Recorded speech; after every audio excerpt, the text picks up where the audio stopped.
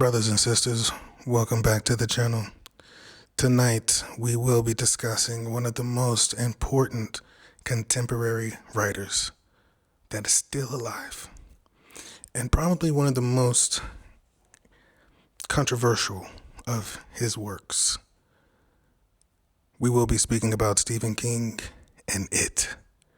I think everyone on this planet needs to read the book It to unpack so many different themes.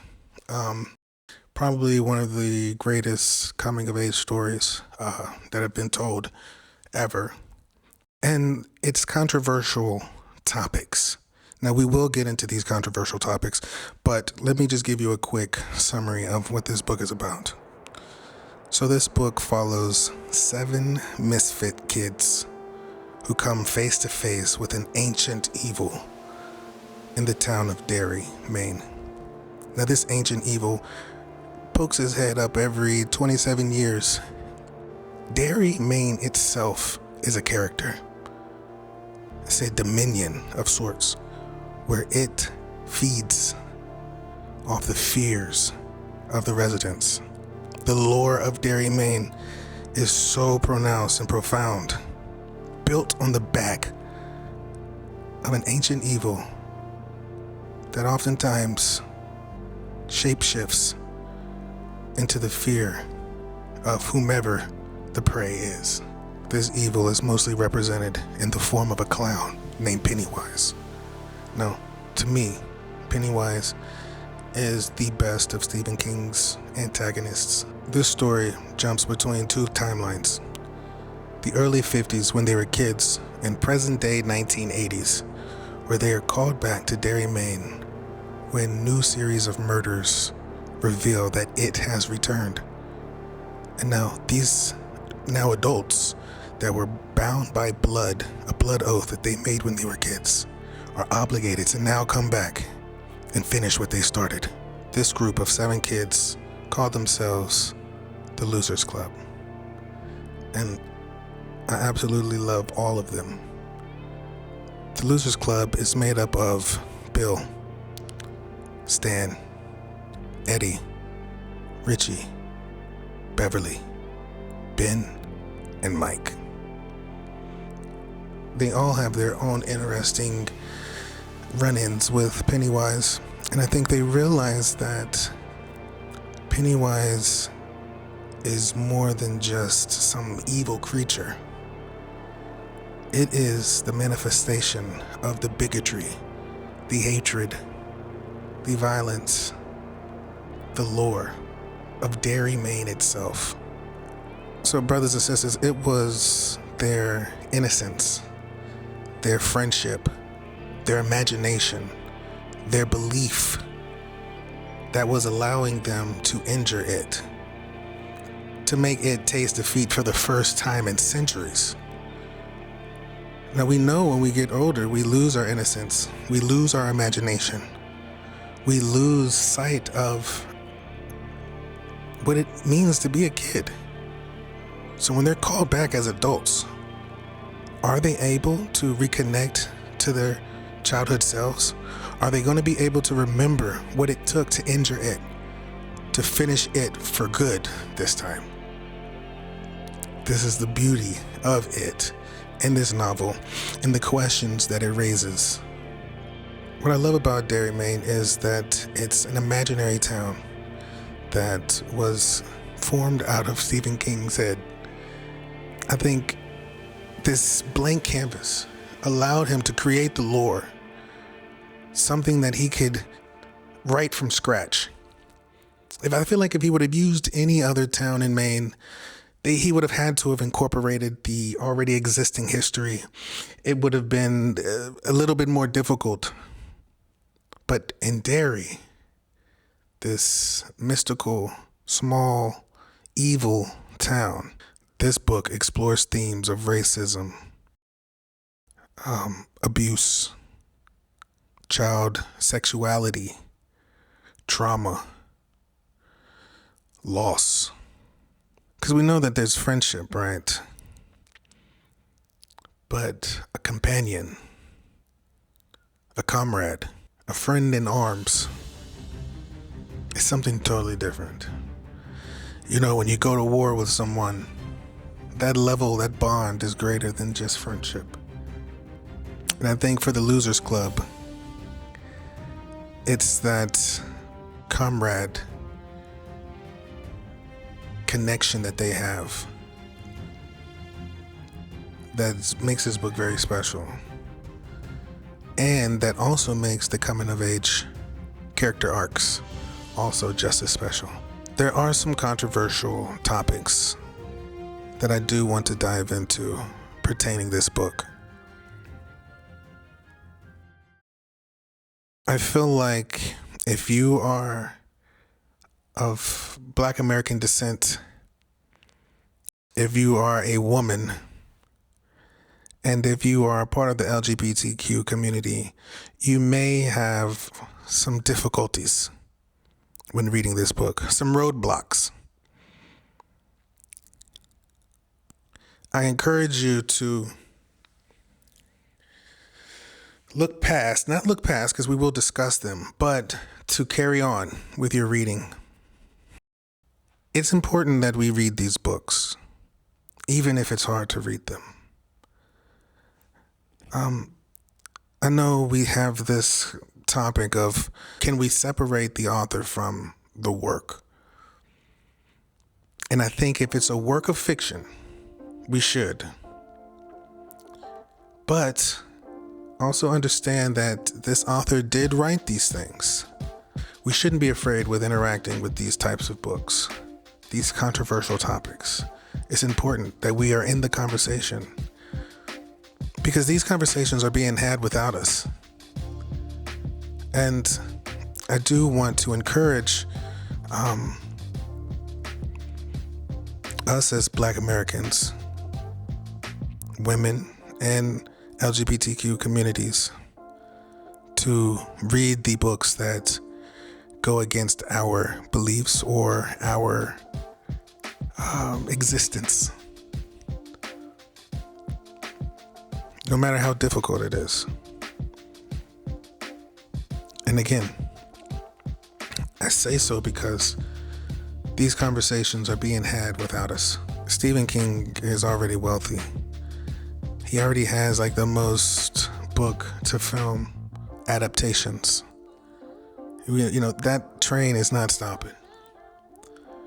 And I think I'm speaking to us Black folk here, Black Americans. You know the saying, okay? You know the cliche saying. And no, whatever reason or excuse you have not to read the book, do not let it be from, oh, I don't want to support him. So one of the main issues that I have two issues. The use of the N-word in this book was jarring. I believe he used it about 120 times. There was a page that he used the N-word over like 15 times, 12 to 15 times. It was very difficult to read. I was having issues with, I was offended. I was offended. It was almost the amount of times that this man used the N-word. It was unbelievable. And it had me in my mind think, the first thing I thought was, this man is racist. He just wants to find any reason to use the N-word.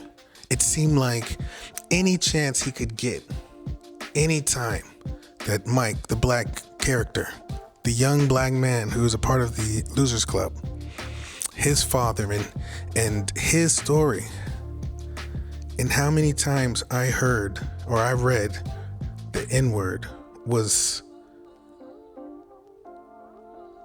unbelievable. I had to put the book down and I had to ask myself, why do I feel this way? And I think about it like, okay, the book was set in the late 50s. In that time, I'm sure white people were using the N-word left and right. I guarantee it. Okay. How did this affect the black characters?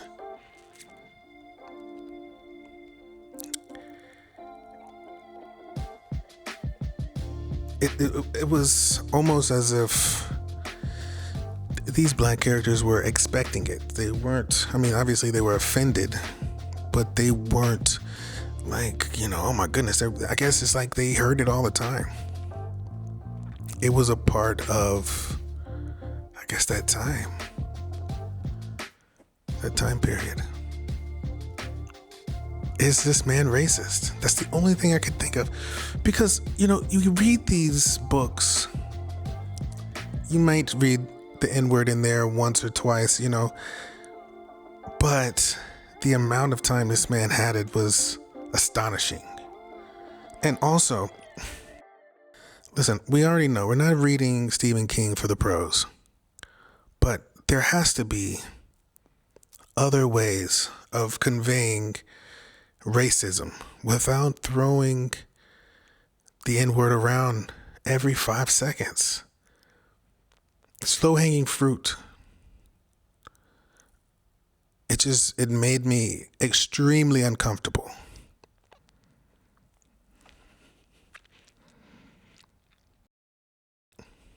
Now,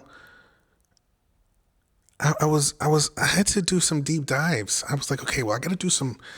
Surely people are talking about this. Surely there are discussions on it and the amount of times this N-word is being used. And I do some deep diving. And conversations are being had. But you know whose voices are not being represented? African American voices.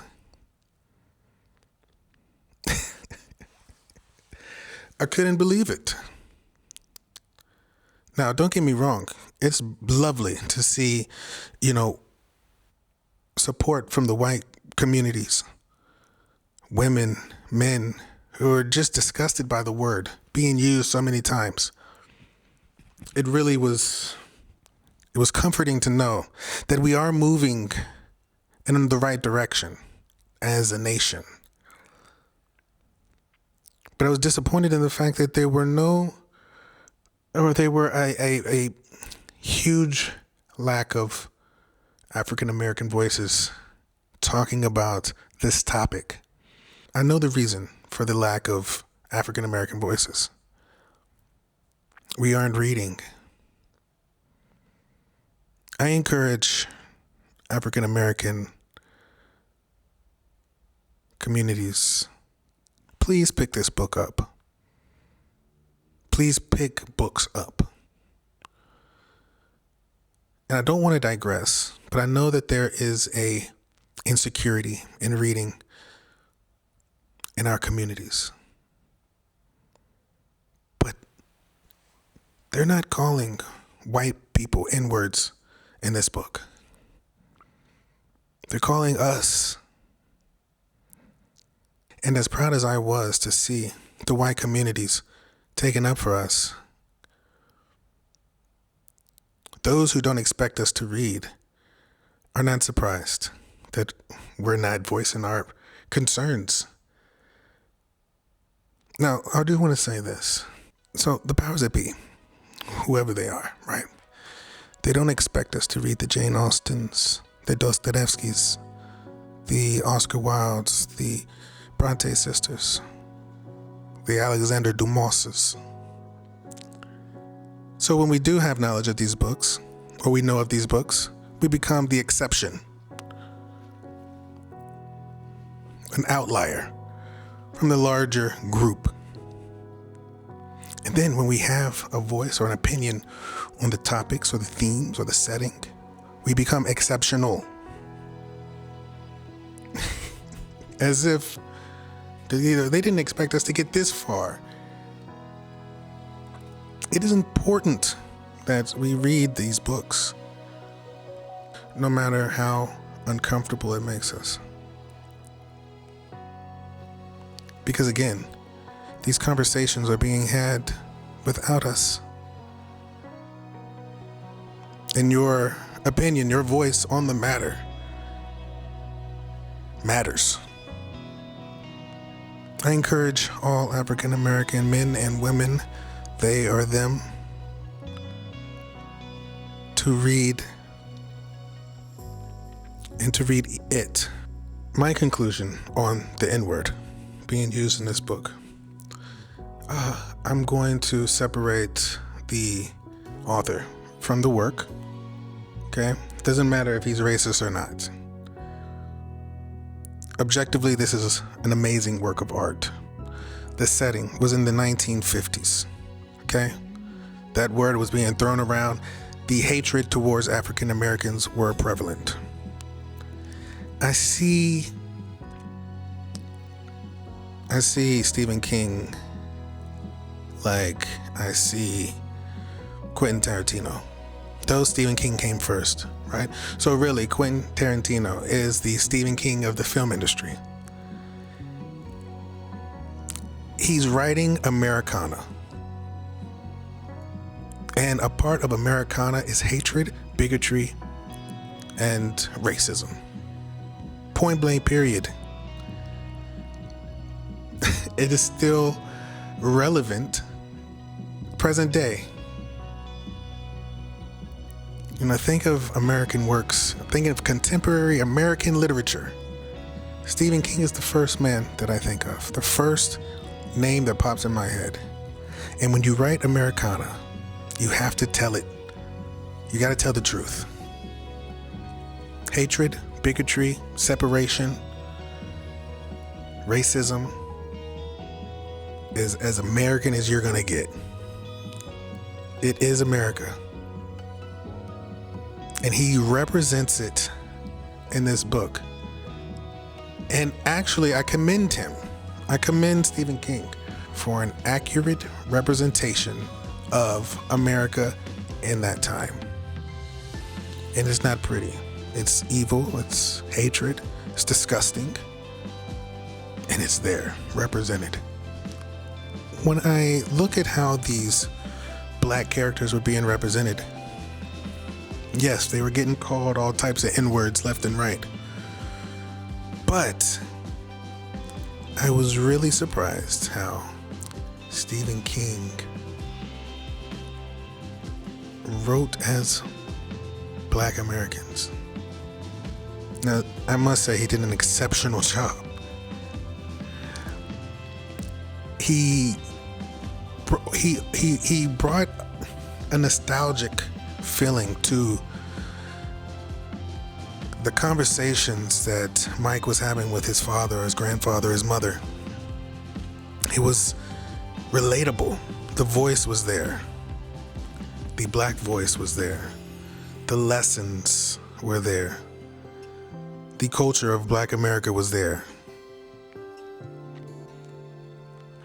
It's actually quite unbelievable how I was reading this and I was thinking of my father, my grandfather, my grandmother, my mother, and these stories that were bringing this nostalgic feeling. I'm just impressed. I was impressed. That was one of the most impressive experiences I've had reading a book. This man who's able to convey the Black experience and the perseverance, the strength, the lessons from an elder to the youth.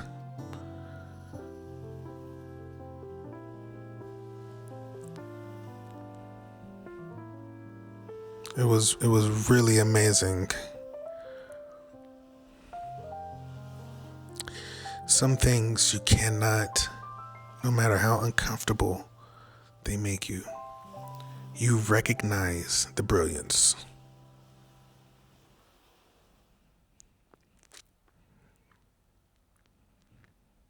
Now, I've read some Stephen King.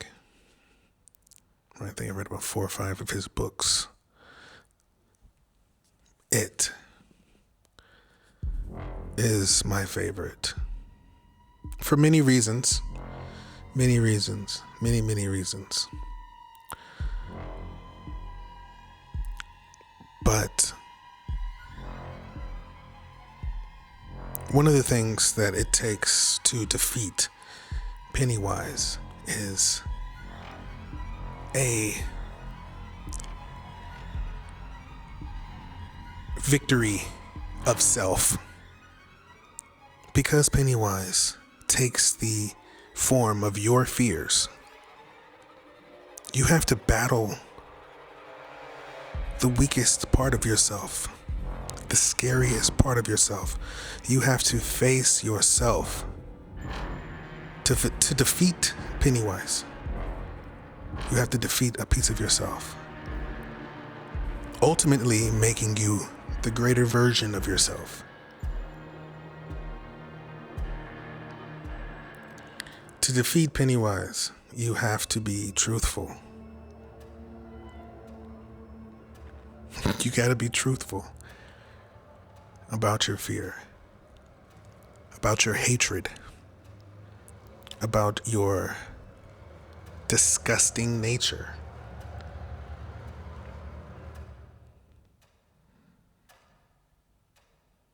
And you have to sever that piece of you. But first you have to identify that piece to sever it. And with that, you see a lot of different transformations in this book. It's a powerful work of art. It's so much more than these 2-hour and 50-minute movies. There's no way that you can get an eighth of what's in these books translated to film. It's just impossible. So the second controversial topic I have in this book is Beverly.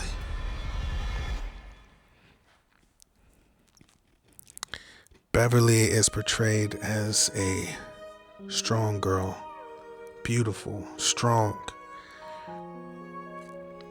She overcomes so much the weird relationship with her father, which I think Pennywise best explains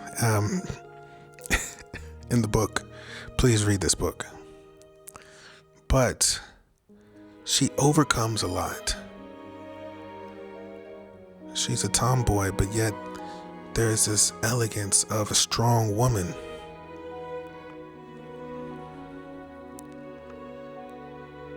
And you see the character arc. You see her growth.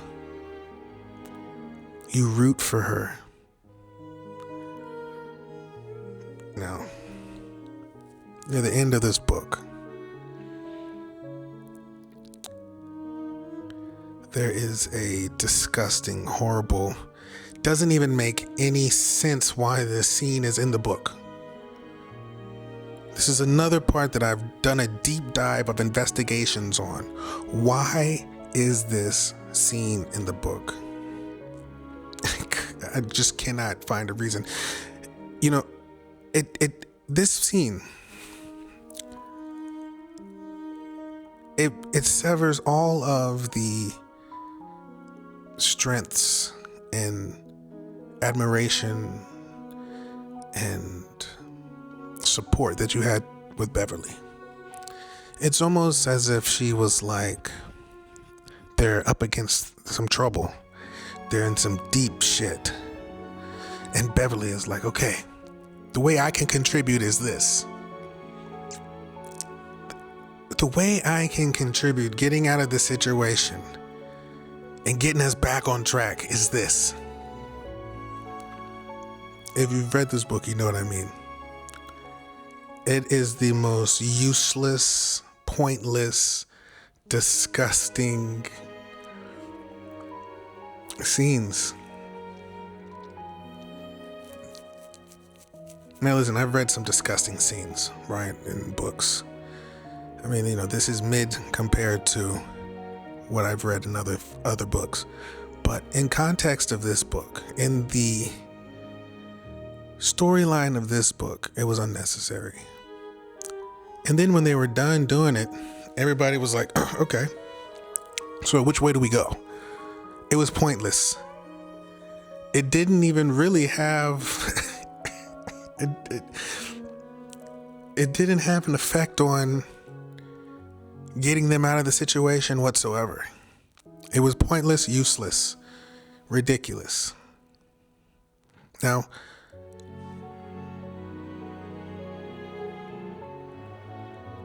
I recognize if you are a woman reading this book, how you could be offended. I am offended as a heterosexual male.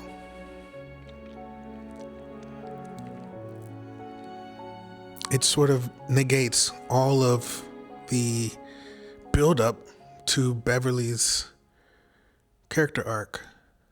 And it's kind of weird because he put this scene at the very end of the book. So as you're going over the horizon of the character arc, which is Beverly, you're met with this scene, which just cuts your legs right from under you. I lost respect for Bev. And when you're that far into a 1,200 page book, you're invested. You are there. She was real to me, as all of these kids were. Pennywise was.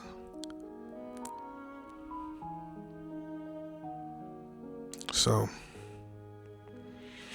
I really would like your thoughts on this. Please tell me your thoughts in the comments below. Let's be mindful that there are some people who haven't read this book and who may not want spoilers.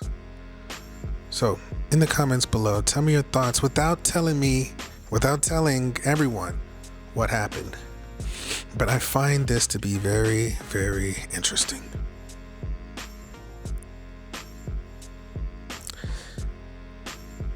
As much as I can want to wrap my mind around this scene, I just can't, I can't picture any reason why this man put that in there.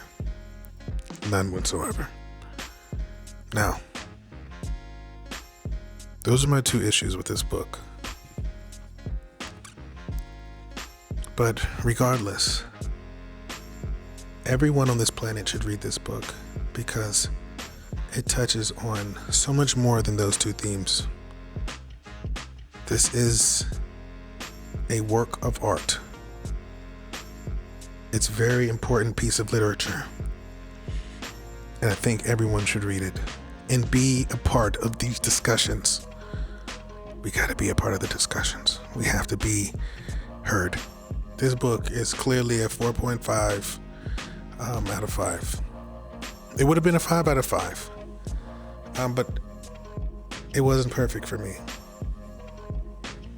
So, 4.5 out of 5 with a 75% on the love meter. So, please tell me what your rating is and what your thoughts are. Please, let's talk about these controversial topics in this book. Please be sensitive to those who haven't read the book, but in the comments below, without revealing spoilers, please tell me your thoughts on some of these topics. I love everyone, and I do not want to separate us as readers. We are a family. You are my siblings, and I am your big brother. But I would be remiss not to point out certain topics that are difficult for us to have, but it's necessary for us to have knowledge on and have an opinion. Because if there's one thing that we need, is a voice in this community. Okay? So please, like, comment, subscribe. Holla back at your boy. I'll catch you next time.